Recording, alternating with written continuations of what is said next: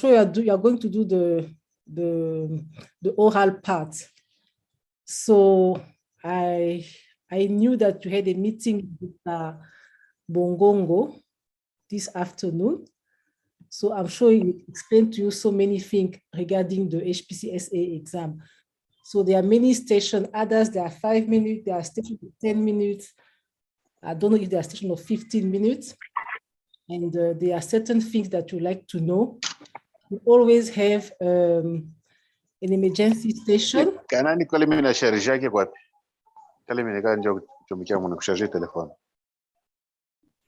Hello? Yeah, I was saying, you always have an emergency station. You always have a station of chronic disease. You might have a station of 5 minutes where they're going to give you a small scenario, and then they will ask you to answer the question. There's always a station of spot where they can put an X-ray or a picture of eye or ears, and then they can ask you about the condition and few questions. So from my side this evening, I just prepared 2 things. I wanted to discuss about chronic disease, and I also wanted to discuss about genogram, because it's also one of the important things that they like to ask. I don't know if you agree on that, and if you have time, we can discuss about other things. I would like to have your opinion so that we can proceed. Qu'est-ce que vous en pensez? Is it fine? Is it okay? I know you had a session during the afternoon. You might be tired by now. I want to make it a bit short, but yeah, comprehensive. Yes, I would like to hear from you. Is it okay? Anything else that you'd like us to discuss in this session?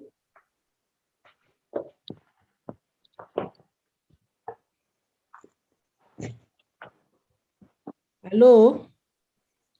Oui, Doc. Oui, c'est Dr. Itessa. Je veux vous entendre. Yes, Doc. Ma première proposition serait, en attendant que les autres soient en train de réfléchir, et puis peut-être qu'au cours de la session, j'aurais ajouté.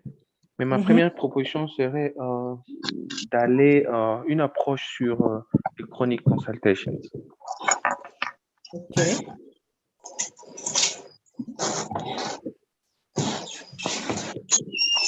So, without wasting time, I would like us to do the chronic consultations. So I will just take one scenario first, and then we all see how it goes, and then at the end, we are going to summarize. We are going to have a broad picture regarding all the chronic conditions.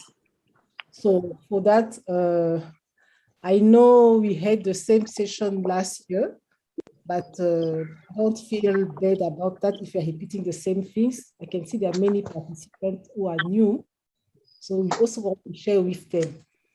So I would like to have a doctor, any volunteer? Dr. Itessa, you mind being a doctor for me?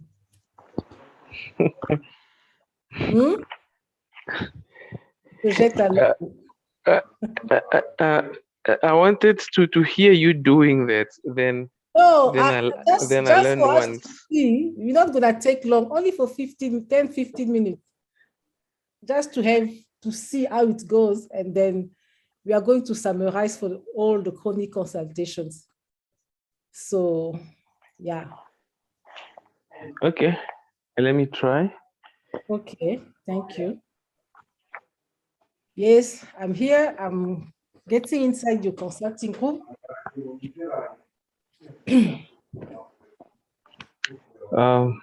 can start. Good morning, ma'am.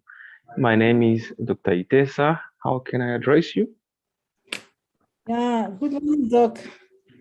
Yes, I'm here to see you because I'm having this cough for so many years, and it's just not stopping. So I'm still coughing. It's a bad cough. It makes me feel very bad. That's why I'm here. Oh, I see. Do you mind to tell me what your name, please? My name is Belata. Oh yeah, I just wanted to confirm with what I'm seeing on the file. Okay. I believe, as I can see in the file, I believe this is not the first time you're consulting our clinic. You've been seeing by some of my colleagues a few times ago. Yeah, I used to come here, but I just stopped for a while. So yeah, because I was fine. So now I start getting sick again. That's why I decided to come back. No problem. We are here so that we can help you. Can you please tell me more about your cough? Doc, that cough it's a bad cough. Right? It's very bad. So it started like 3 days ago. I'm coughing and sometimes I'm sneezing. Oh, yeah. So I'm worried. I'm worried, Doc. So yeah, it's Mm. only 3 days that I have the cough. Yeah. And when you cough, do you have any sputums with you? No, it's a dry cough. It's very dry. There's nothing coming out. It's just a dry cough. Yeah. Okay. Is there anything else that are maybe associated with your cough? Nothing else, doc. Nothing. Just a cough. I'm just coughing, and people are scared of me now. With the story of what's happening now. I'm also worried. So I don't know. Okay, I can see you're not having any other symptoms apart from the cough. As I can check in your file, please tell me, have you ever done any X-ray from our clinic? No, no X-ray. Okay, okay, okay. Thank you so much. So, are you on any medication currently? Any chronic medication? I'm not taking anything, as I said. I used to come here in the past, long time ago, but now I'm not on medication. They were giving me some tablets and some pump. So yeah, but for now, I'm not taking anything. Okay. Do you said it started since three days ago? Do you have any chest pain? No, there's no chest pain. Okay. Chest pain. Okay. And no fever at all. No, I don't have fever. You don't have fever. No. Okay. Um, are you breathing well? Yes, but sometimes I feel like my chest is tight. I can't expand properly. Sometimes, yeah. Sometimes Yeah. I'm struggling a bit, but yeah, it depends. It depends of days. There are days where I can breathe nicely. Other days quite difficult. Thank you for sharing that. Can you please tell me a little bit more about that tightness of chest? When is it happening? Oh, doc, it can happen anytime. You just feel like they're squeezing your chest, like somebody's pushing there. Yeah, it can happen anytime during the day or at night. Yeah, anytime. Especially when it's a Oh, bit cold, then I start coughing a lot. and since when you started having tightness of chest? I think 2 days ago. 2 The days cough ago. is for 3 days, but the tightness of chest is for 2 days. 2 days ago. Mm. Okay. Thank you, Miss Belata. Um, are you working? Yes, doc. I'm working in a factory. Mm. Okay. And what kind of work are you doing, if you may share? We work with milk. We just put the powder milk inside the tin so that we can send them to the big shops. Yeah. Okay. Yeah.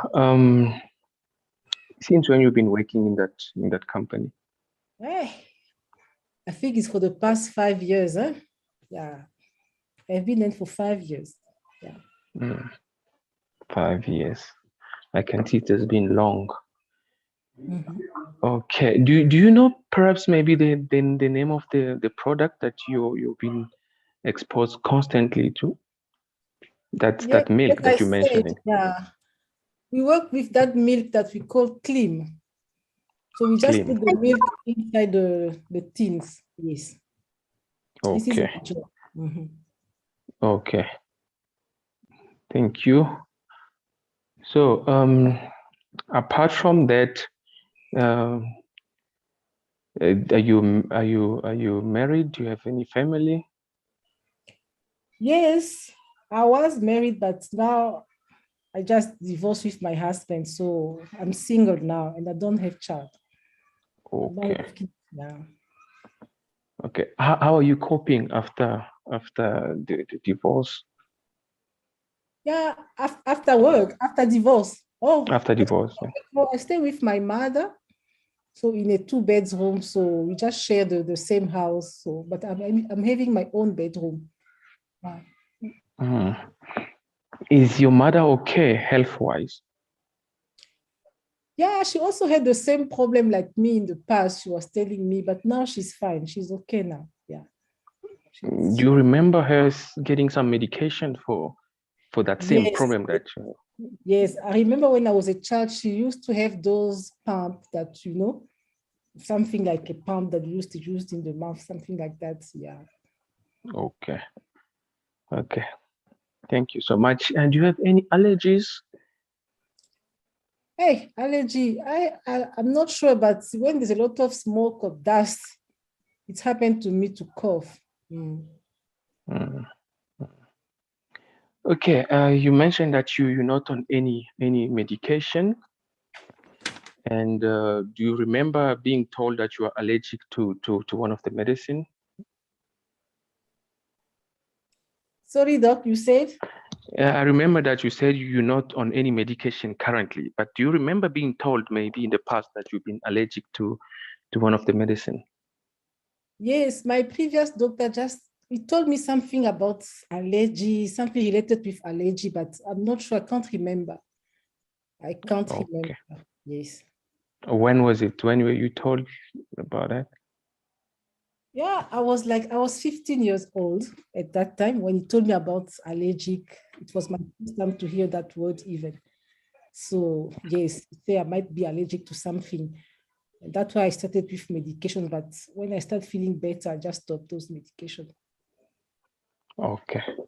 No, thank you very much. And now tell me, do you have any idea about your problem currently?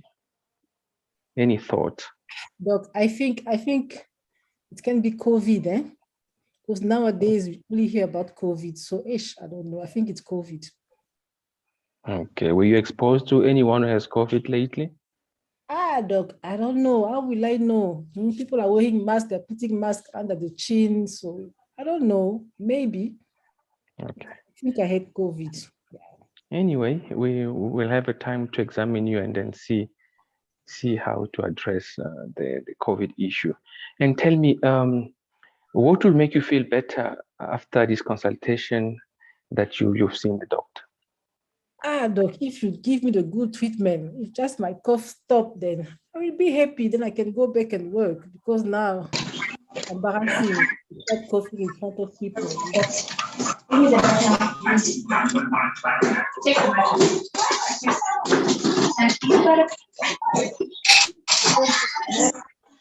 Mhm. Sorry, doc. I'm the same time meeting people and I'm admitting people, so I'm a bit. Oh, okay, okay. No, it's I'm multitasking. Okay. And mhm. now, thank you very much, Miss Belata.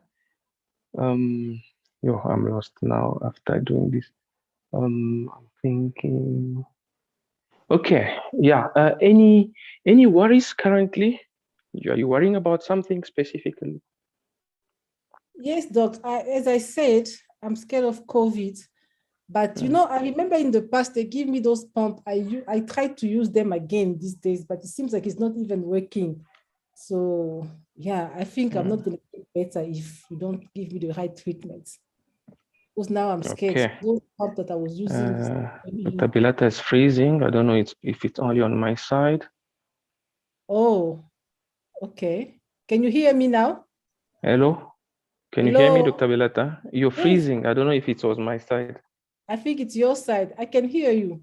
Okay, okay. No, thank you for mentioning that you've been using those pumps. Was it one type of pump or two different pumps? They gave me two, but it was long time, as I said, they gave me two. But I remember the first day when I started coughing, I tried to use the pump, but it's not working. Okay, okay. No, thank you so much. Do you remember before you start coughing, were you exposed to something like smoke, or dust, I can't or remember. I you can't can't remember? Okay. No. No, thank you so much. Now, I would like to examine you after you came to see me for your cough, which associated with tightness of chest. The cough started 3 days ago, and then you started feeling tight on your chest 2 days ago. So, and again, you mentioned that you in the past been on pumps, which was helping, but now it's no longer helping. But before I can proceed, I'd like to examine you, if you allow me to do so. Okay. What do you want on the physical examination? On physical examination, I'd like to have vital signs first. Okay, the vital signs are normal. Vital signs are normal, including the respiratory rate of the patient. It's slightly elevated, but it's fine. Yeah. Okay. My respiratory, the lungs are fine. Any noise, brief sound on auscultation? No, the lungs are fine. There's no sounds. Yeah. Okay. Peak expiratory flow meter?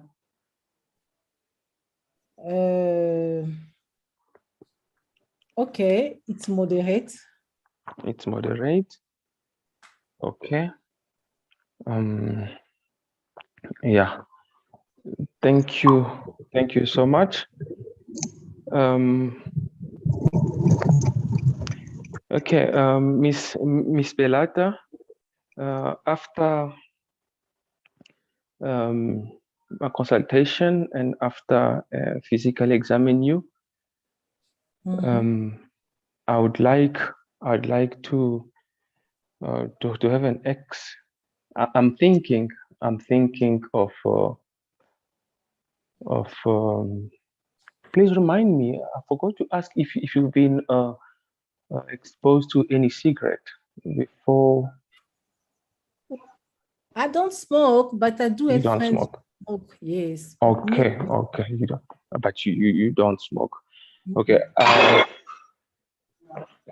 Yeah. How often are they smoking? Can you say they're a heavy smoker? They smoke too much? My friends, Yes. they smoke. They smoke a lot. Okay. Okay. Thank you so much for sharing that information. And how often are you spending time with them? Doc, I just get a new boyfriend, so he's the one who's smoking, so we spend a lot of time. So Okay. it's been like 6 months now we are together. Yeah. Okay. It's a lot. Okay. Yes. Thank you so much. Yes, as I was saying, after examining you, I'm thinking that you are having what we call COPD, chronic obstructive pulmonary disease. And this is the type of condition that cause your lungs to the pipes in your lungs to become smaller, and it makes your breathing difficulty, and it might cause you to have the tightness of chest that you are mentioning. Yeah, so that's what I'm thinking. But for us to make sure about that, we will have to ask some blood, some investigation. I'm thinking of a chest X-ray. A chest X-ray. It's normal. Yes, and then also I would like to have you to go through a peak expiratory flow meter so that you can have the current value now. And, it's moderate. It's moderate, okay. And again, due to that, I'm thinking of putting you on a treatment just to relieve the way you are feeling. And I will please advise you to stick on the treatment. Try to keep treatment as instructed, so that we might have some good result. Otherwise, it's going to be difficult for us to check whether the treatment is working or not. So the treatment I'm thinking about will be two types of pumps that we're going to give you. The first one is Astavent. You're going to have Astavent that you'll be using 2 puffs 3 times per day. And if you are on a crisis, you can use it up to 4 times per day until you feel a relief. And we might also use a spacer, which will help you to maximize the effect of the medicine. It's going to help to take the medicine from the mouth to the lungs. That might help in relieving the way you're feeling.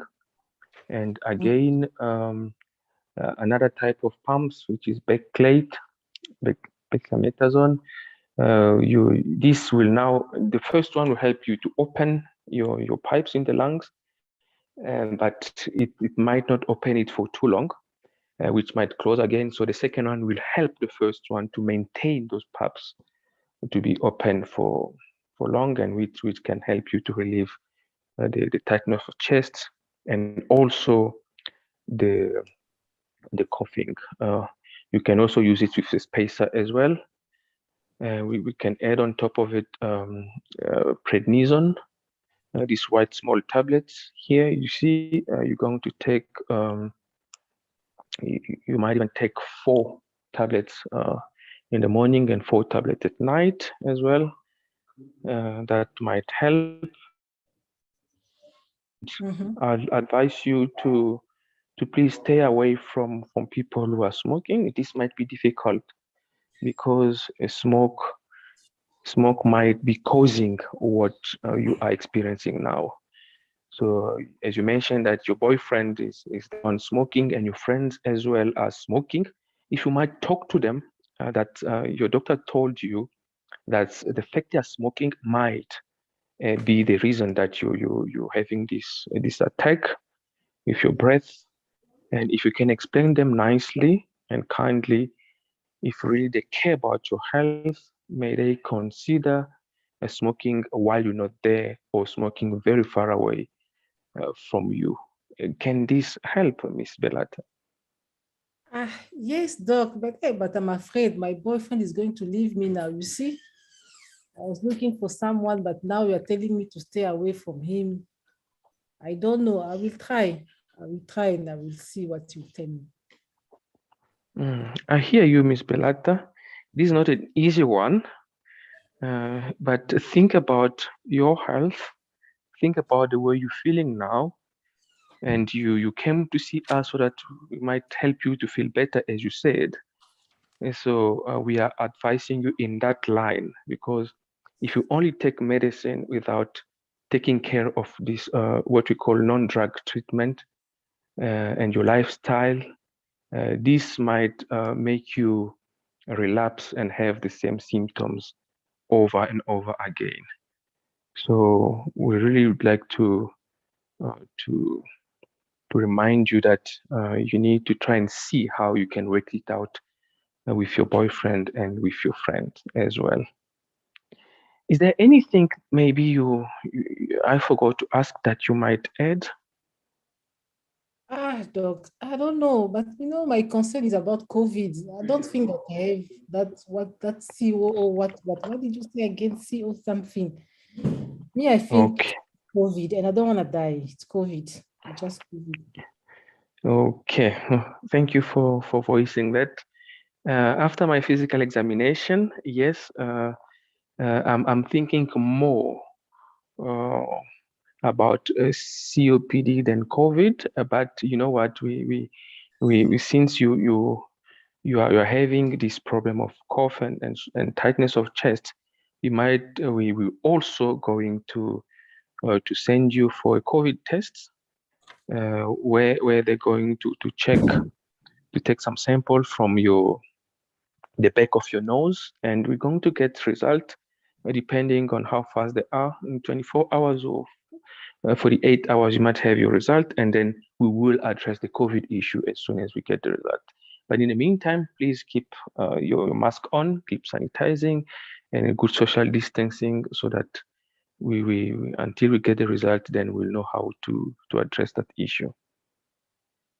Okay, Doc, that's better. Yeah, it's fine. I will do that. Yeah. Okay. Thank you so much. I would like to see you as soon as we get the result. And can you please come and see me in 3 days so that we can discuss about this further? And I would like to know how you're coping with your Look, my boss is going to give me problem. Come again after 3 days. I don't know. Yes, I understand you are working. You don't want to lose your job. I'll give you a sick note so that you can stay away from work until we get the result, so that you don't expose your co-workers. Okay. Will that be okay, Miss Belata? Yeah, it's fine, Doc. Thank you so much. Thank you. Okay, thank you. See you in 3 days. Okay, thank you, Doc. Thanks. Okay, merci beaucoup, doctor. Thank you so much. So, yeah, we are going to look at our consultation. There's a lot to say, so we'll try to do it together. We'll try to criticize, we'll try to see what went better and what went wrong. Yes, Dr. Alain? Dr. Alain? Thank you.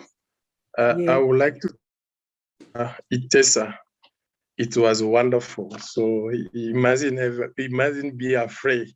You invite him, he was doubtful, but it was wonderful, good communication skills. I am afraid that he might not have enough time when he's passing his exam. So the only thing I would like to remind all of us, when you do have a patient who comes with chronics, you must make sure that the patient is taking the medication according as prescribed. And when it comes to the pump, what you have to do is to verify if the patient if got a good skill of using the pump. Dr. Alain, I don't know. Sorry, thank you for your intervention. May I please just stop you there? Let's try to go according to the steps of consultations, and then you intervene. It's a good intervention, but I want us just to move once so that we won't come back again, okay? Maybe I can just guide the discussions. What do you think? Is it okay? It's okay, thank you. Thank you, Doc. Okay, we'll come back to you, Dr. Alain. Don't worry. So, yes, thank you, doctor, for your intervention. So let's look at the introduction of our consultations. Can you criticize that? Can you criticize the introduction? I think I found the doctor sitting in his room, and then I walk inside the room. So what do you think about the introduction? Let's comment on that. Anyone?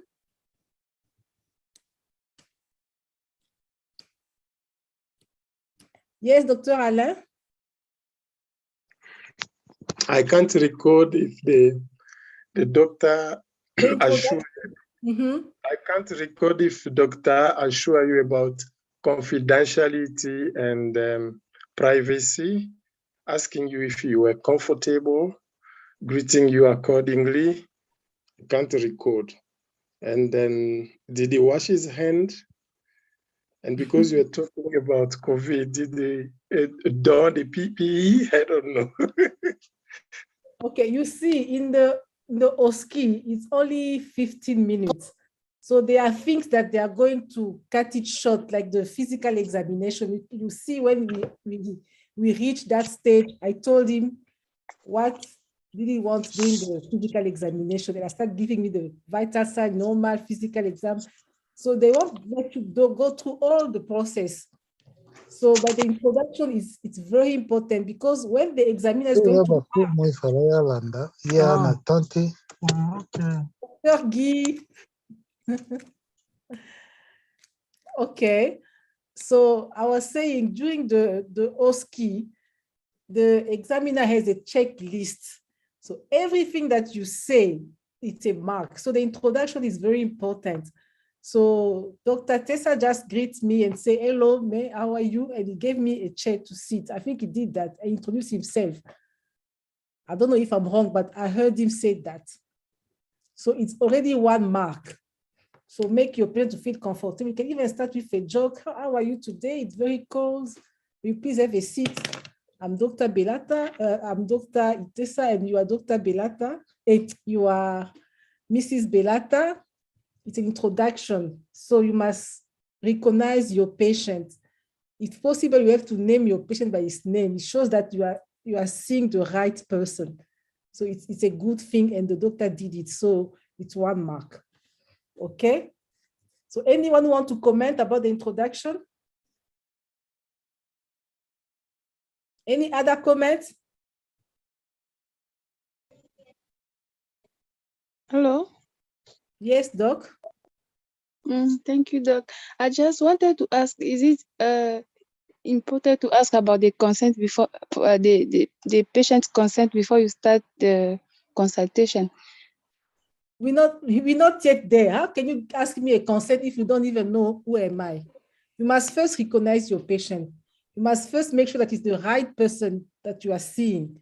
You can't just ask me about my consent if you don't know me.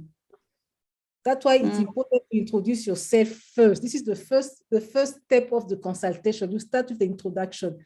So you need to know each other. The patient must know his doctor. That's why you're going to say, I'm Dr. So-and-so. And the doctor has to recognize the patient. You are Mrs. Belata? Yes. Then you can ask me about my concern. But you cannot even go to my concern, but there are a few things that you need to do before you go to my concern, because you don't know why I'm in the room. No, sorry, doctor. I was asking about the consent. The consent. Are you okay for me to consult you? The consent. Yes, the consent, it's important, but it's more important when you want to do things like physical examination. Like if you want to do a procedure on a patient, you see, because of the physical examination, you have to touch your patient. But when I'm already giving you my consent because I come to see you. You understand? Hello, Doc, can you understand? Yes, Doc, thank you. Yeah, so the fact that I'm coming to see you, you already have a consent to consult me. So you don't have to ask me the consent. Maybe when you want to start the physical examination, you can say, are you okay for me to examine you? You understand? It's a type of demand, like you're asking a request. They say, oh, yeah, Doc, it's fine, no problem. You can examine me. Then you can come with your stethoscope, start touching me, or ask me to breathe or to move my arm, things like that. So, but we'll come back to that. This is a consultation, but there are also stations where you're going to have skills. They say, go and examine the knee. Before you touch the patient, you must ask permission. You cannot come and start touching someone without his permission. No, that one is wrong. So may I please examine you? May I please check your knee? Is it fine if I can check your knee? You see, you can say it in different ways. So going back to our steps, as we said, the first step is the introduction, where you have to know each other. It's very important because it gives you one mark. It gives you 1 mark when you check on the checklist of the examiner. And then we go to the second part. So the second part, I would like you to comment about that. It was about the main complaint. If I'm wrong, you can just stop me. And if you want to ask a question, you ask. It was about the main complaint. That is why he asked me, how can I help you? Doc, am I right? Eh? If you didn't say so, just stop me. No, I said so, Doc. Yes, that is why he asked me, how can I help you? Can we comment on that?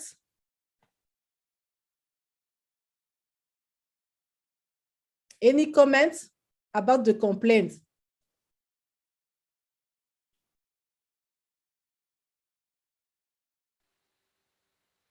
Okay, because of time, I will try to move a bit fast, but please feel free to stop me.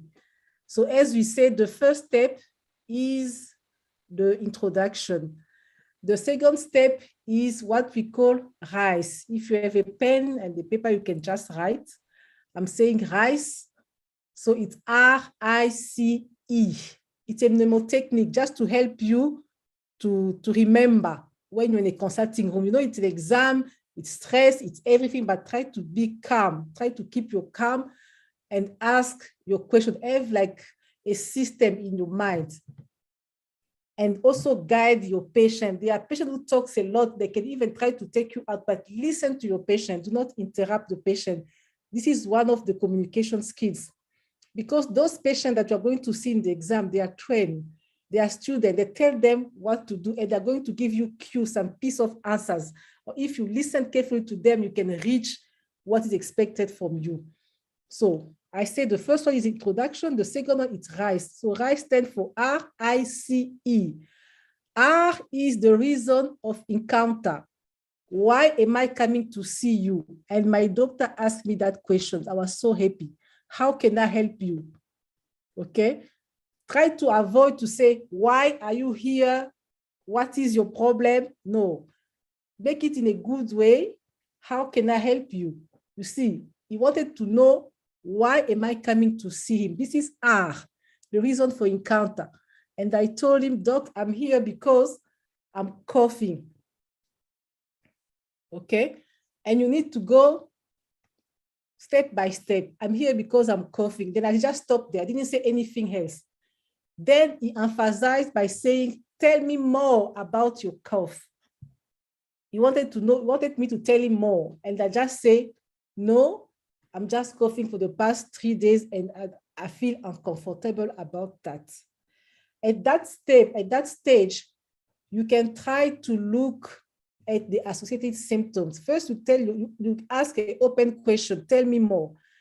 If, let's say if I had TB, for example, I could have said, I'm coughing for 2 weeks, I'm sweating, I'm not sleeping well, I'm having shortness of breath. I could have had more. But for me, I just say, I'm just coughing, that's all I have. And once you say, tell me more, and your patient stop there, if you are looking for the associated signs, then you can start asking yourself, do you have fever? Do you have sore throat? Do you have, and you look at the context, look at the history. My cough is not a chronic one. I said I'm coughing for 3 days. So in this case, like things like TB is less likely, but you can still ask because COVID is on top now. You can ask about fever. Do you have fever? Do you have sore throat? Are you tired? You see, already you have a mind, okay, this patient is coughing, it might be COVID, but it can also be something else. You just look at the associated sign. So my doctor also did that. Are you okay with me? I want you to answer me so that I can make sure that we are together.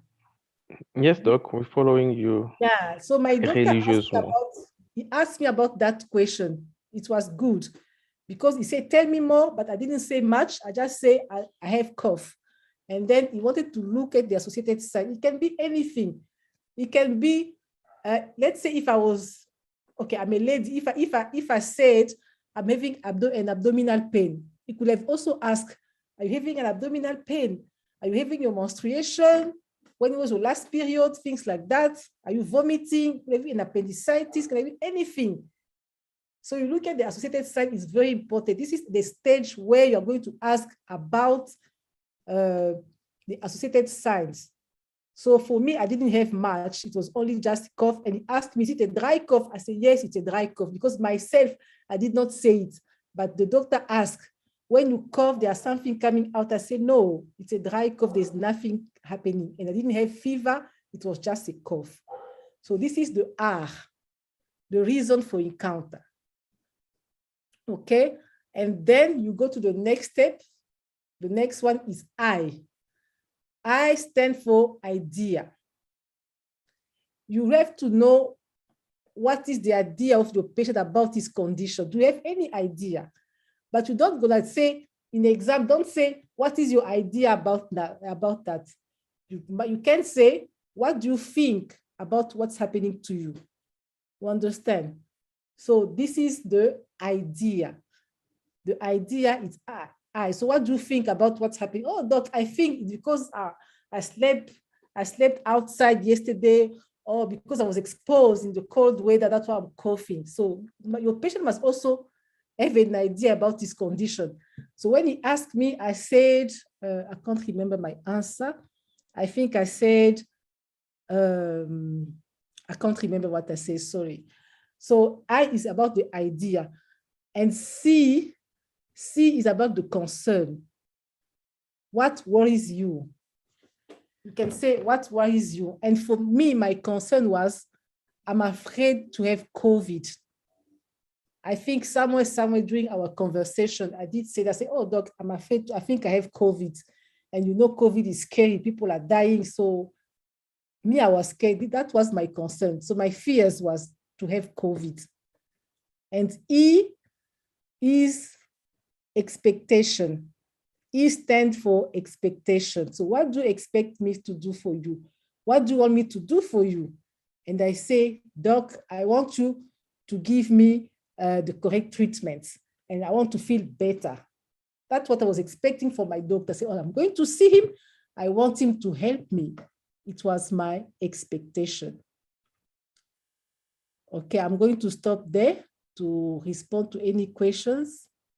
If it's okay, we can move. So is it clear about rice? Sounds clear, Doc. Thank you. Doc, I've got a question. Yes, Doc. Dr. Seko. Yes, I just want to understand that rice. Is it coming, like, for example, in the case of headache, is it coming before we do the Socrates, or it's coming after the Socrates? Before you do what? The Socrates, you do that mnemonic to ask for sides, onsets, character, addition. Oh. So is it the rice, is it coming before that or after that? That Socrates that you're talking about, me, I don't know that mnemonic, but it's part of the R, the reason for it coming. You know, once I give you my symptoms, I say, I'm having a headache. Then you start exploring my headache. Tell me more about your headache. Then I say, it's just a headache. Then you start asking me, when did it start? The onset, when did it start? So what make it better? What make it worse? It's part of R. You understand, Doc? Yeah. When you start looking at the characters of your symptoms, it's part of R. Even the radiation, where is it going? Is it just staying in one side, or is going down to your shoulder? Things like that. It's part of R. So you have to explore your R nicely. You find the main complaint of the patient. You look at the signs who are associated to the complaint, and then you go to your I. You go to your I, you go to your C, and you go to your E. That RICE is very important because it's going to assist you to make your assessment. Remember, in family medicine, every time when you do the assessment, we do it at 3 levels. That's why we call it biopsychosocial approach assessment. So when we come to the part of assessment, you have to explain to your patients those 3 stages: the medical part, or the biological, or the clinical part, which is the disease. okay? Like in my case, I came with a cough. That cough could be a TB, it could be COVID, it could be COPD, it could be asthma, anything. So this is the clinical part. And that clinical part, you are going to get it with your R. You understand? You are going to get it, with your R, although you are going to do more, you're going to investigate, you're going to do an examination, investigation. So already you have an idea of your R, of your diagnosis. And when you reach the individual assessment is what the patient is thinking about illness. For our scenario, my fears, my concern was to have COVID. And when you're going to do your assessment, you also have to address that. I can see, Mrs. Belata, when you came, you had that fear of having COVID. But after my examination, after my investigation, let me tell you that this is not COVID, it's something else. You understand? At least you are relieving my fears. So you are answering my question, my concern. So you are relieving my concern. And then the last part is the social assessments. You see, so we will come to that because I told him that, no, I'm having friends who are smoking. I also have a new boyfriend who is a smoker. So this is my social context. You have to deal with that. Already you can see with your eyes, you are having your clinical diagnosis, you are having the idea, the individual assessment of your patients. It gives you that. Okay, any other question before we move from rice? Is it clear? Yes. Hello? It's clear, Doc. It's clear. Okay, so for all the consultation, all of them, it can be anything. This is just a guide.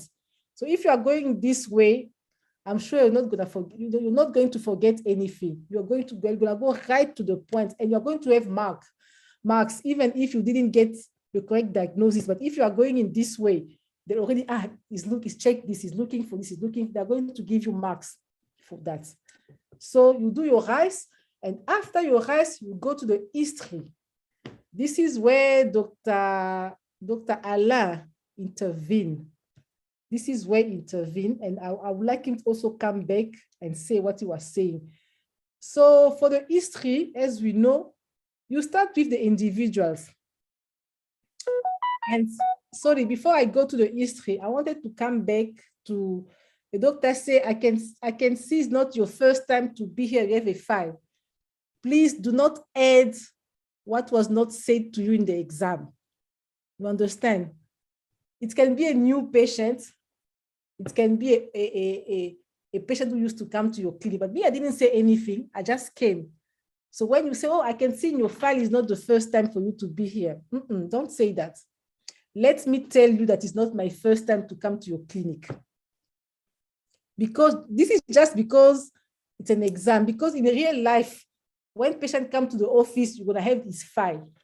You can see this is a new file, this is an old file, but this one is an exam. It's just a scenario. So you are starting from nowhere. It's like a first encounter with me. Maybe you didn't see me in the past. Please don't add what they didn't say to you. Okay? So now we are going to the history. He asked me about, for the history, you also have to go step by step. You start with my own history. Okay, do you have any chronic disease? Ask me that question. Or are you on any treatment? Try to avoid using big words or medical words. You can even ask a simple word like, oh, may you please tell me, are you on any chronic disease, any chronic treatment? And I say, in the past, yes, but I stopped. So I'm a defaulter. I stopped the treatment. Okay. Okay, this is just to find out if your patient has a chronic condition. So you could have now explore, because I say I was on treatment, they gave me those tablets and something like a pump, but I'm not using it. You could have explored even more on that. You could explore more on that because I gave him a cue. So in other consultation, they can say, yes, I'm on treatment. If your patient say, I'm on treatment, try to find out which one. It's a good question. I think my doctor asked me that question, which one, but I couldn't explain properly. Either I will say, I'm taking treatment for high blood, I'm taking treatment for sugar diabetes, or I'm taking HIV treatment. It depends of the station. But during the exam, they are going to tell you about, they can say it's a HIV consultation. Let's say if it was a HIV consultation, they say, are you on treatment? Yes, which one? Then I have to name the tablets. I'm taking this and this and this. If I don't know, you can also ask me, how do you take it? How often do you take your treatment? Just to see if your patient is compliant or no. Dr. Alain, I'm going to ask you to intervene before I continue because we're saying something. I wanted us to reach that part so that we can you please repeat again what we were saying in the beginning? Dr. Alain? Thank you, Dr. Belat. I was saying the patient came with the presenting problem, but usually there is a continuing problem that you have to dig deep on history taking. It's what I was relieving here on intervention of Dr. Itesa. So it didn't go deep to make sure that you are using first, that you are adherent to your treatment, because you talk about those two pumps. He might ask which one was it. The color can tell him that you are using a reliever and a preventer. And he's supposed to ask you how many times you are using it to check the adherence. Yeah. Yes, Doc, I agree with you. Are you done? Yes, thank you. Okay, thank you, Dr. Alain. Yes, Dr. Alain is right, because for all the consultation, this is how it's supposed to be. And for... Yes. Dr. Guy.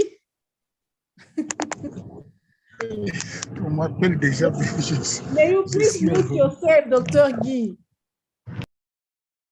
Okay, thank you. So I was saying this is how it's supposed to be for all the chronic consultation.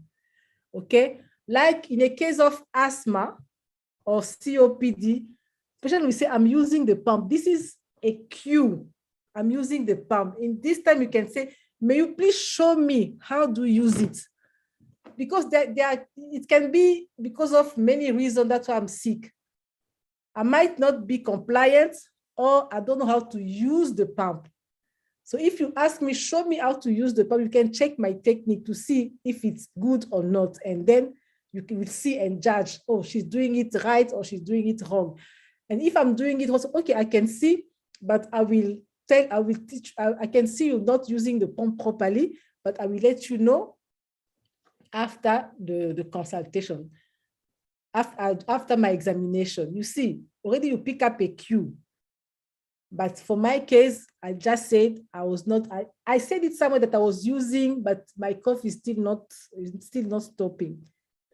Okay, so you check the chronic, you check out your patient's condition. If he's on treatment, try to also understand, is it high blood, is it sugar, is it HIV, or what is it? We need to find out. And then you go to my family history. He tried to ask me, but it was quite far, and then he came back. So try to avoid coming back, you know. He also misleads the consultation. Because if you make it in this way, individual, look at the chronic condition of the patient, then you go to his family. I said my mother had the same problem. I remember when we were kids, she was using the pump. So my mother is an asthmatic patient. She got asthma. Already in my family, there's that story of allergy or asthma or what. Then you go to the social context. You ask me if I was married. I say I was divorced. I stay with my mother. It's good. You ask me about my job. Yes, I say I'm working in a factory where we make powder in the tin, you know, the milk powder, we put it in the tin. So I'm exposed. It's not a good environment for me because asthma is related to allergy. So it can be also one of the triggers that make me to start having the crisis. And you ask me about smoking. This is good. I'm not smoking, but in my environment, there are people who smoke. So yeah, I'm going to stop there first. Any question, any comments about the history taking?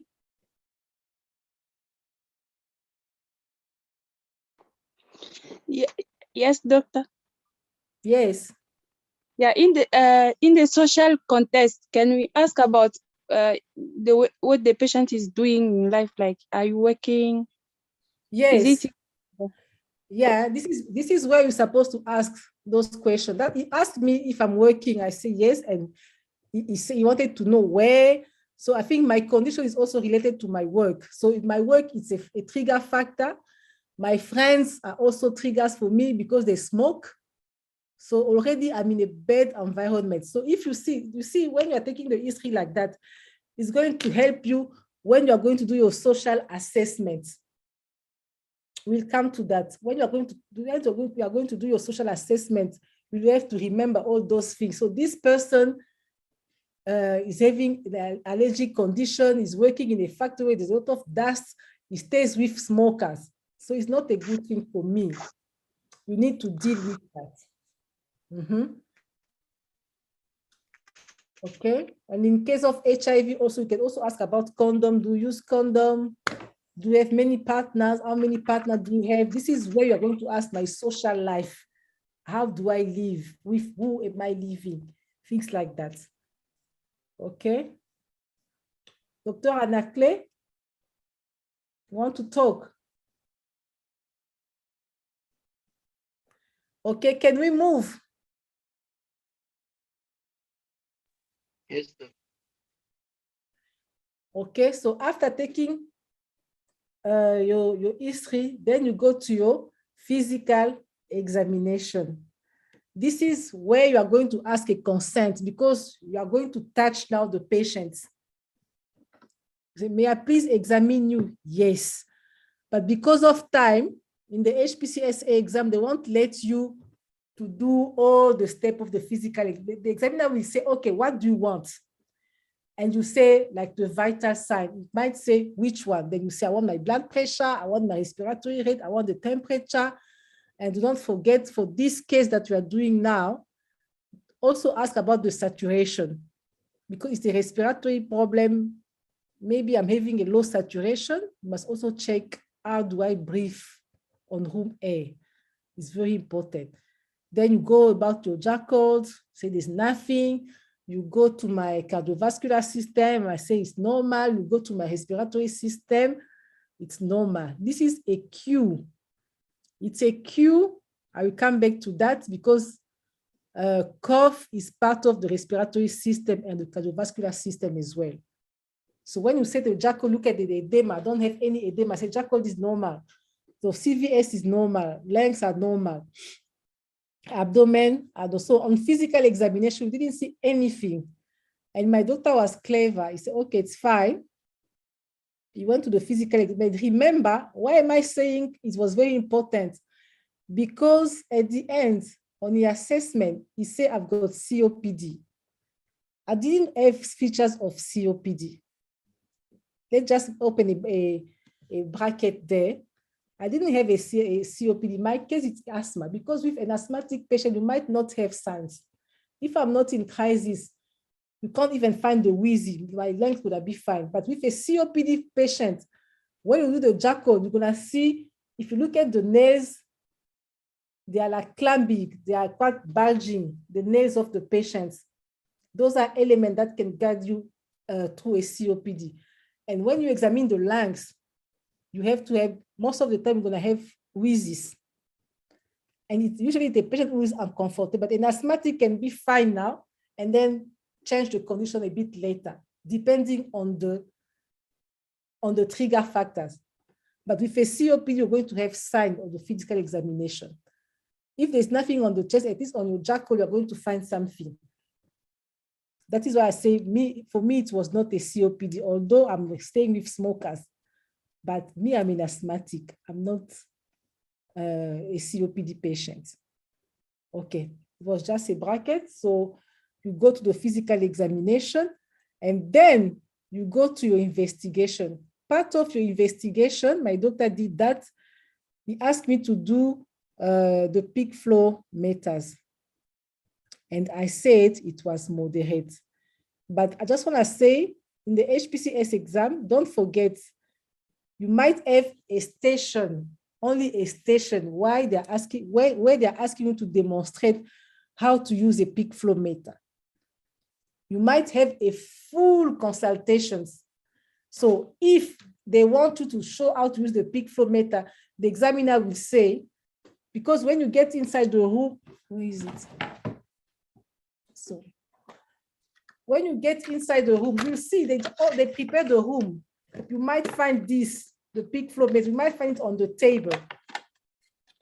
So, and you see, if you are working through the peak, you say, okay, I want you to do the peak flow. You say, oh no, it's fine, it's fine, it's fine. Meaning that it was just waiting for you to mention peak flow. It's important. So it's not a skills demonstration, it's a consultation, but he wanted you to mention the peak flow meter. That is why you find this device on the table.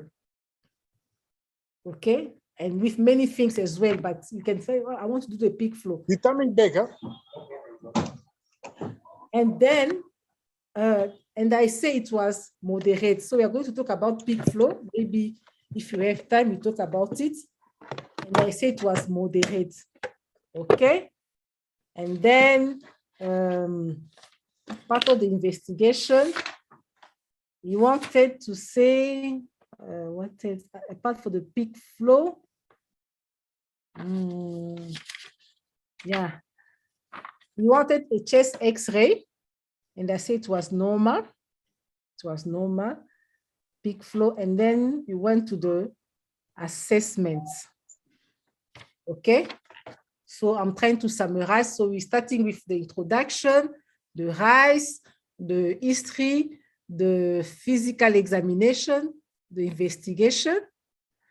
Now that my doctor has everything, he got the whole story, you need to do an assessment.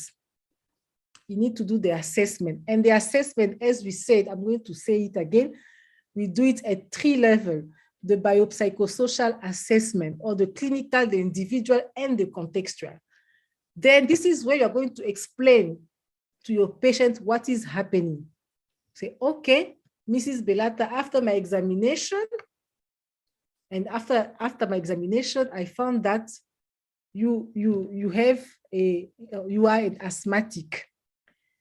So remember, you're making this diagnosis based on the history, based on everything that we did during the consultation.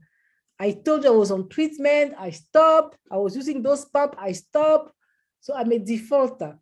And then you try to explain what is asthma. I might say, Doc, what is asthma? Because when I was a child, they told me I have asthma. What is asthma? Then you can just explain to it with simple words, say, okay, asthma is a condition which makes your airway to close. That's why you are feeling those difficulty in breathing. That's why you are coughing. That is why you feel that your chest is tight, because your airways are closed. Just explain it with a simple word. Don't even go far with medical terms. No. It's just a condition that makes your airways to become small. That is why you start coughing. That is why you start feeling those tightness of chest. And then you also deal with the individual. I can see,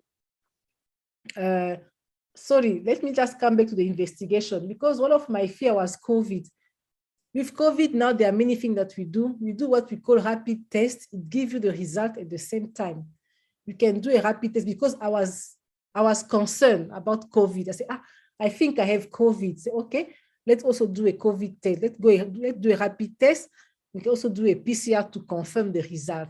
With the PCR, you confirm, it takes a bit of time, but the rapid, you are going to have the results in the consulting room. Okay?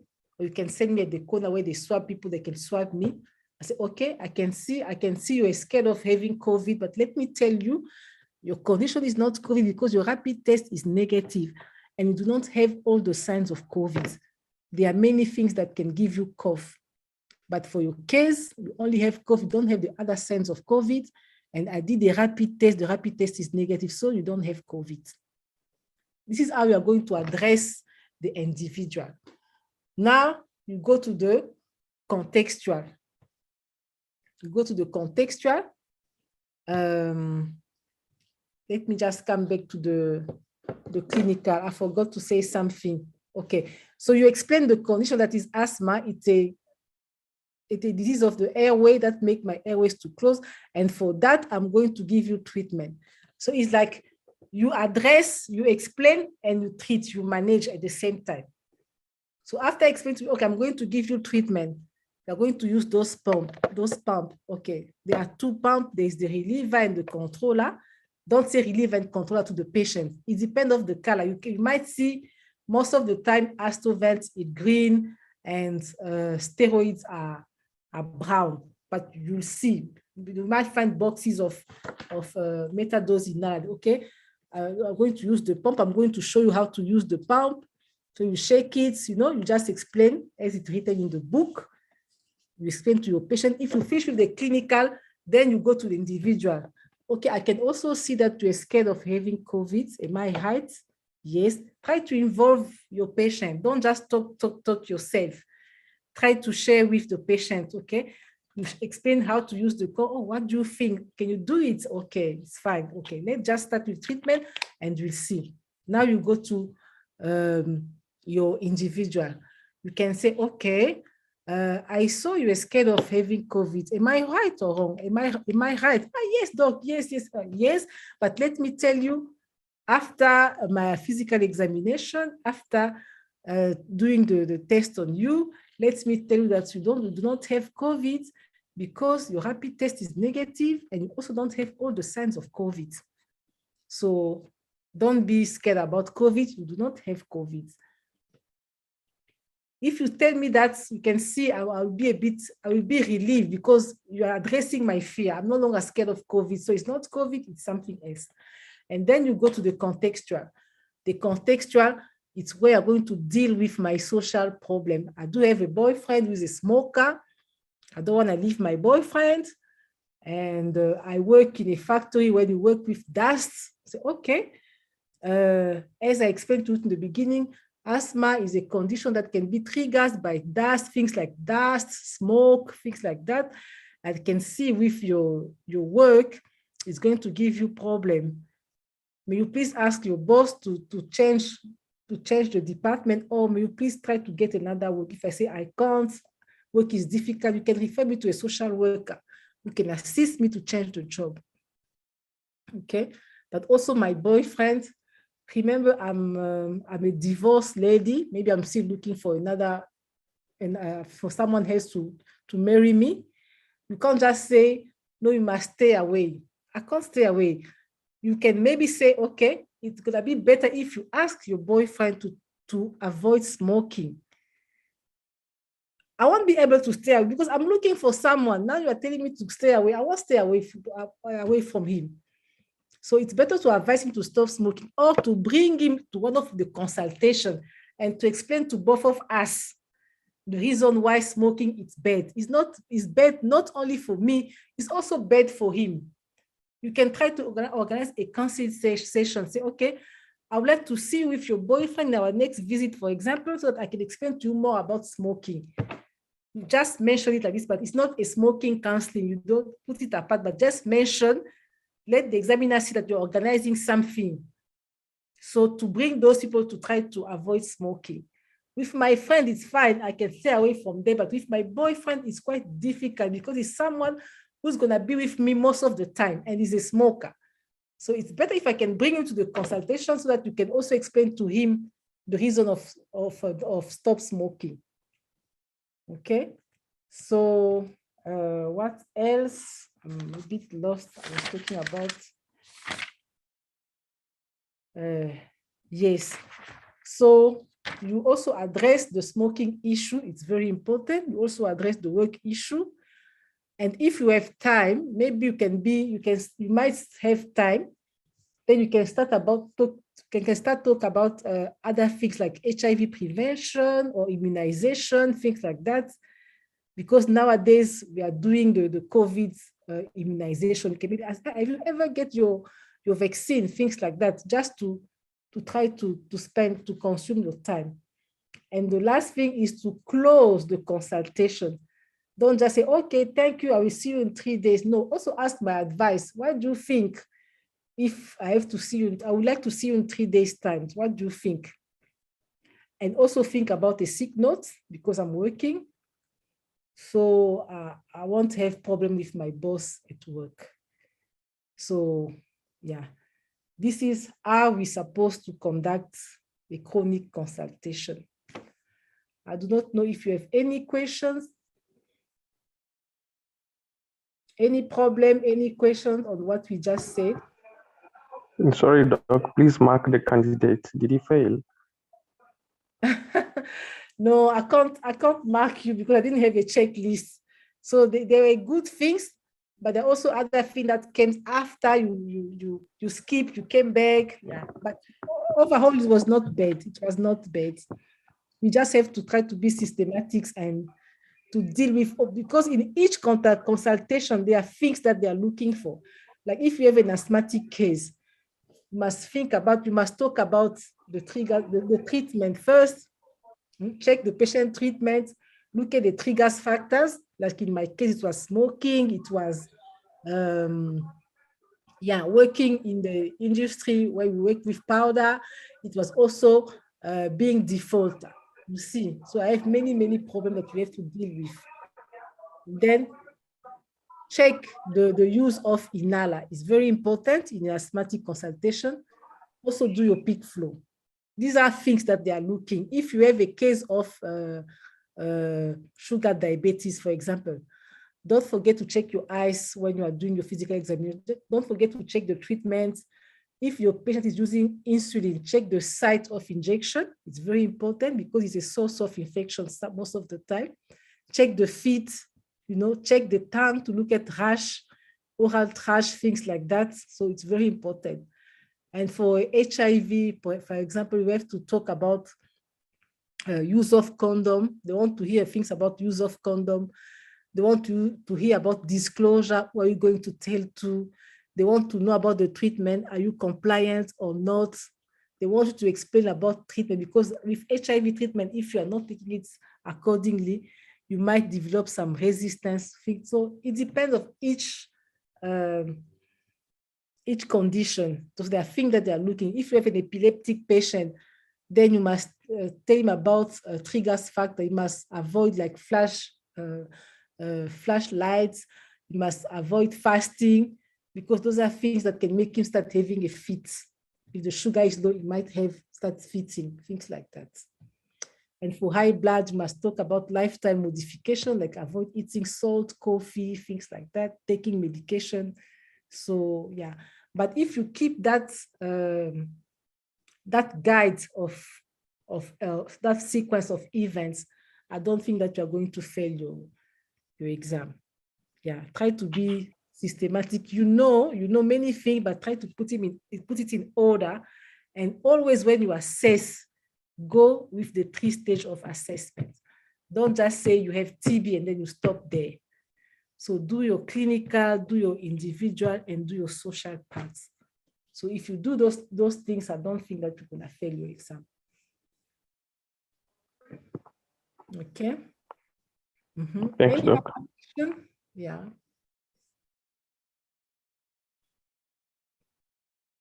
Any other questions? Yes, doctor. Yes. Yeah, somewhere I heard you mention about the chest X-ray. I wanted to know if we are asking that time of the rapid test. How is it going to be? Because we can't get the chest X-ray at that time and have the result. We are going to ask the examiner or what? Okay, but usually in family medicine, we are trying to avoid asking many investigations. But because my doctor did not know that I was asthmatic, if you say, I want a chest X-ray, they won't ask you to go and do it. No, they will say it's normal or it's abnormal. They will give you the answer. If you say, I want the rapid test of a COVID rapid test, they will give you the answer. They will say, no, the test is normal, it's negative. They will say it. You don't have to go and do it. Okay, thank you. Because it's a consultation. Yeah, but you might have a station of X-ray. That one is not a consultation, it's a station, it's a spot where you can go and find an X-ray on the board. they say, can you please interpret this X-ray for that? This is something else. It's another station. It's not the same. You can see it's still X-ray, but this in that one, they want you to comment on a chest X-ray. And then we put it on the board. You have to come and say, okay, I can see this is a chest X-ray of Mrs. Belata done on the 11th February 2022, blah, blah, blah. Then you start describing. I can see the soft tissue are fine. I can see there's no fracture. All the bones are fine. Then you go systematically, go from outside to inside or from inside to outside. You describe what you see. I can see there's an opacity on the left upper lobe, which is suggestive of a pneumonia, things like that. You see? So they are stationed for skills. They are also stationed for consultation. Okay? That's why I was trying to say the difference, because in the asthma consultation, they might not want you to do a peak flow, but you can have a station, usually it's 5 minutes, where they want you to demonstrate how to use a peak flow. That's why that station is not a consultation, it's just a skills. You must go and show how to use a peak flow. But if they say, it's going to be written on your paper, consultation, you must know that you're going to find someone to whom you are going to talk to. You have to talk, to share, to discuss with someone. If it is skills, it's going to be only you, maybe with someone who's sitting there, is going to explain to me how to do it. Then you have to demonstrate. Or they say, examine the need. Then you go, you introduce yourself, I'm Dr. So-and-so. May I please examine your knee? Yes. Then you ask for consent. Then you start. Don't go, what is your history? How can I help you? Don't go to those things. You're going to waste your time. If it's a skill, go straight to the point. But don't forget to greet your patient. Don't forget to ask permission to touch your patient. You can see the difference, eh? Doctor, bienvenue. Yes, Doc, thank you.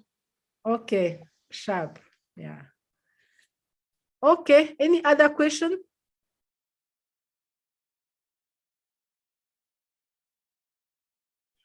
I can see people are tired, eh? It was a long day today.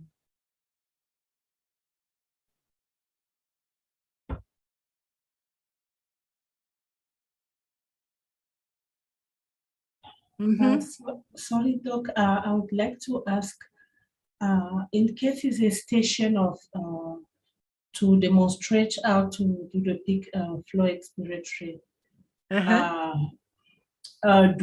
do we get a patient inside, or we will just find the peak flow on the table and we perform, or we have a patient that we'll have to explain to the patient during the examination? Okay, usually there's a patient who will be sitting there in that room to whom you have to talk to or to explain. Or if there's no one there, you are going to explain to the examiner. But usually there's a patient who's sitting there. Then you go, you say, okay, good morning, I'm Dr. Jeanette, and you are Mrs. or okay, Mrs. Tombi, for example. Okay, I would like to show you how to use the peak flow meter. Is it okay? Yes. Then you start. So that one is not going to take you like 2 minutes, just 1 minute. Then you start. So this is the peak flow meter. This is what you're supposed to do. You stand, then you put the indicator on 0. I think it is in the book. Eh? I just want to show you. Yes, it is. So, yeah. Yeah, and I would like as well to ask, whenever we are performing that mouthpiece, are we allowed to do it? We perform ourselves for the patient, or do we need 2 mouthpieces? No, it's you who are demonstrating to the patient. You don't have to. I'm the one who will have to use it. Okay. Yes, and because of COVID, when you're gonna try to bring it to your mouth, the examiner say, okay, don't just put it close. You don't have to put your mouth. Just say, okay, just hold it like this. Put the indicator at 0. Take a deep breath and blow. Put your mouth around the mouthpiece and blow. When you're gonna blow, the indicator will move up. And then I have to take 3 readings. I will record 3 readings. I'll take the highest reading and plot it in the chart and see how far can you blow. And yeah, so you don't have to blow. You just say, hold it like this and blow. But they won't let you to blow on it because many people are going to use it. Okay, thank you. Okay. Any other questions? Dr. Fidel, Dr. Élisée, Dr. Charlotte?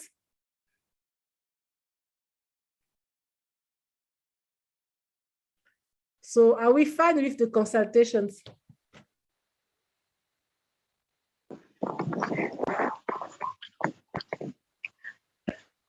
Yes, Dr. Fidel. Question. Un enfant mal nourri.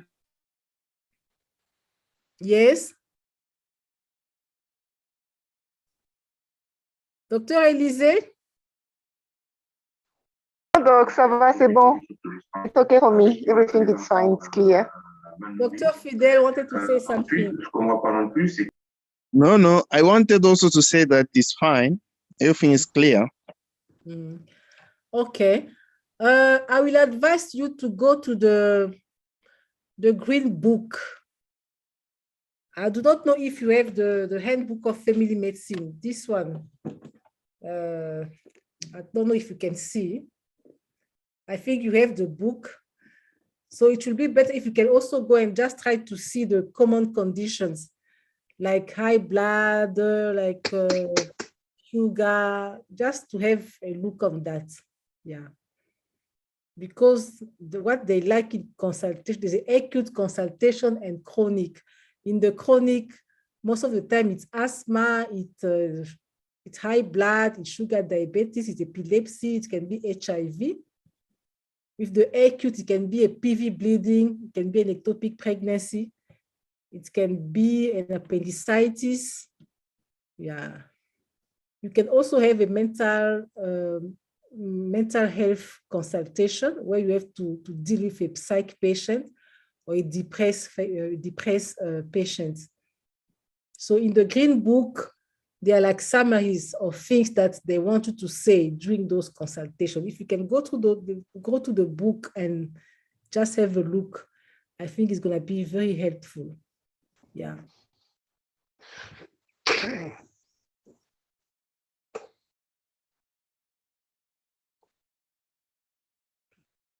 Okay, anything else?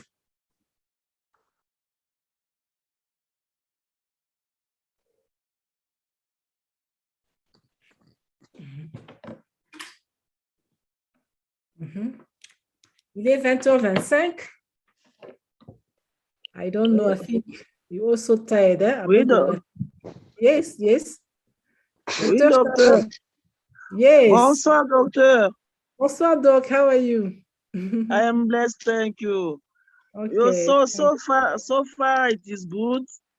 Okay. Je voulais seulement demander, pour le livre là que vous venez de montrer, est-ce qu'il y a des amis qui ont ça en électronique pour nous envoyer quand même? Ah, je ne sais pas. Je ne sais pas l'électronique, la version électronique. I don't think so. Il y en a. I think il y en a. Je pense qu'il y en a. Il y en a. Il y a une version électronique. Allô? C'est le Handbook of Family Medicine. Yes, Doc? Il y a une version électronique. Le docteur Jody a mis dans le groupe. Oh, okay. Exactly. The fourth edition. Dr. Jody put it on Codosa. Ok, vous pouvez chercher ça. Merci beaucoup, docteur. Merci, docteur. Mais comme l'examen est proche, je pense que vous n'aurez pas le temps de tout lire. Essayez un peu comment on dit, de vous focaliser à ce qui est essentiel. Hein? Essayez un peu de voir un peu qu'est-ce qui peut venir et puis parcourir rapidement là. Et n'oubliez pas le livre vert pour les skills. It's very important because all the skills are going to ask se trouvent dans ce livre-là. The green book. Don't forget the green book. Et n'oubliez pas la station des urgences. Les urgences, et souvent, ça peut être le CPR, ça peut être l'intubation, ça peut être l'urgence. Bon. Ici, on ne demande pas ça souvent. Je pense qu'avec les autres médecins, vous avez quand même pu revoir d'autres histoires. Mais n'oubliez pas le mental state, hein, mental state examination. Ça revient 2 fois aussi. Et les joint examination, ça revient aussi. Comment examiner l'épaule, comment examiner le genou, comment examiner anything. Comment examiner le dos, comment examiner le pied. Yeah, ça, il faut savoir aussi. Heureusement qu'aujourd'hui, allez même sur YouTube, mettez seulement joint examination. You'll have all these things on YouTube. You can just watch the video. It's going to help you.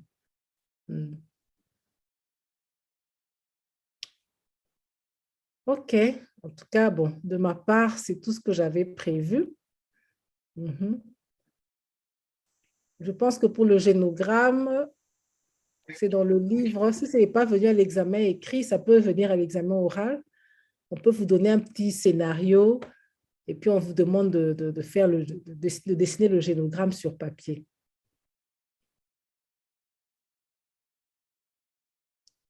Et puis, il y a aussi l'examen des spots. On peut vous donner un œil ou bien la peau, juste des images. Tu regardes, tu dis c'est quoi. Si c'est quoi, tu donnes juste le diagnostic. Okay, let me not scare you now because it's not the time for that. Mais en tout cas, il faut bien faire les stations parce que ça contient beaucoup de points. Les consultations, surtout, c'est très important. Il faut réussir aux consultations. Je crois qu'il y a 3 main stations, the chronic, the emergency one, and the acute. If you pass those 3 stations, there's a higher probability for you to pass the exam. Je crois que ça représente, 40 ou 50% de l'examen. Ça, il faut vraiment réussir en ça parce que c'est la base même de la famille médecine. C'est ce qu'on fait chaque jour.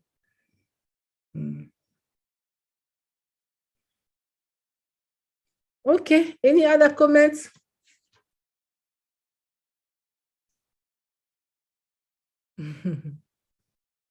Allô? On est fatigué, hein? Est-ce qu'il y a donc? You're tired, eh? I can see. So from my side, I would like to say thank you to you. Thank you for your time and good luck. Don't be scared. Yeah, so I know it's a stressful time, but by the grace of God, you might pass you'll pass the exam. You'll pass the exam by the grace of God. So it was hard for all of us when we came. The English was difficult. Then, you know, we didn't do the consultation as they're doing it here because we just came from home. So it was quite difficult. But if it's your time, it's your time.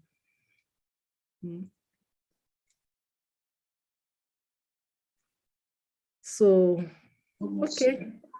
Bonne chance. N'oubliez pas la prière.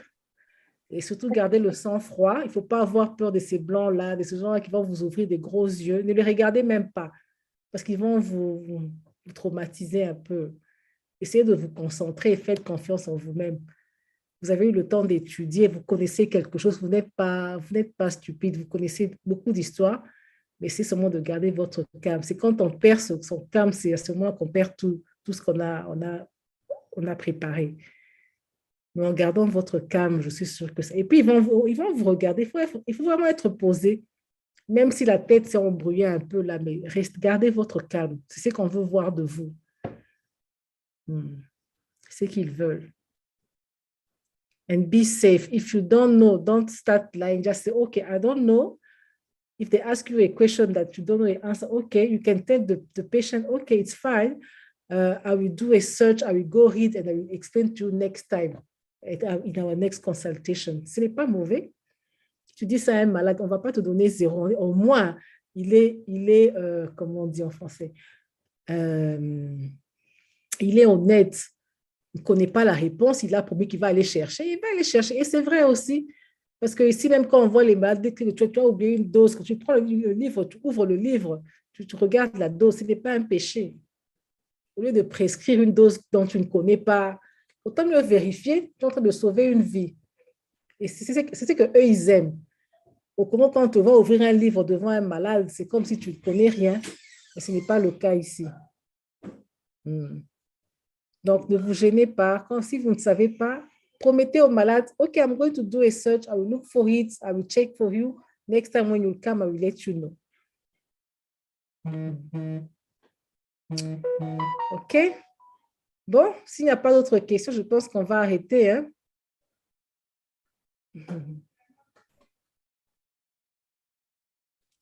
Allô? Merci beaucoup, docteur. Merci beaucoup. No one at talk, you're so quiet. Merci beaucoup, docteur.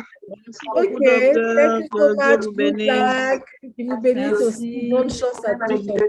Merci, thank you for Merci your beaucoup, docteur. Merci beaucoup, docteur Belata. Merci beaucoup. En tout cas, merci beaucoup, docteur. Que Dieu vous bénisse. Merci, pareillement. Allez vous reposer. Merci. Bye bye. Bye.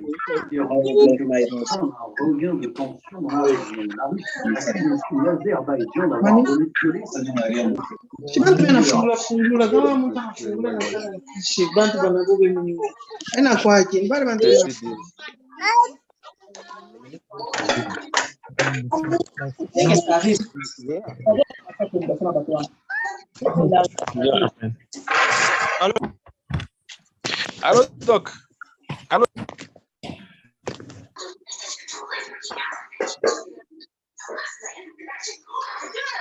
Voilà.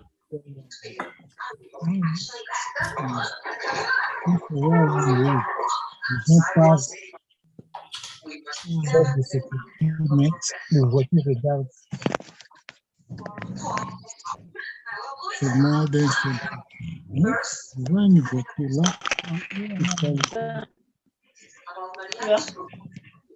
Qui va? Qui va?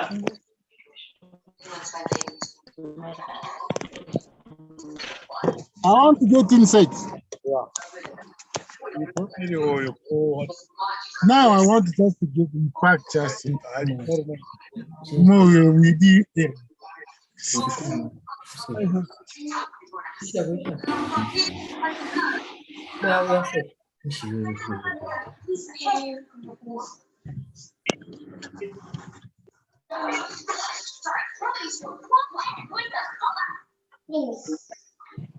Naisha ile